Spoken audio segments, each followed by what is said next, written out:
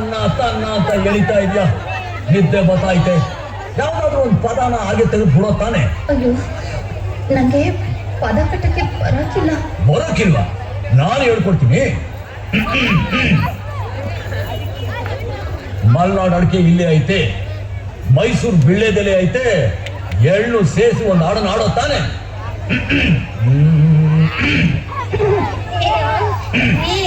ನಂಗೆ ಮನೆಯಲ್ಲಿ ಒಂದು ಕೆಲಸ ಇದೆ, ನಾನು ಬರ್ತೀನಿ. ಮಲ್ನಾಡ್ ಅಡಿಕೆ, ಮೈಸೂರು ಬಿಳ್ಳೆದೆಲೆ, ಬೆರೆದರೆ ಕೆಂಪು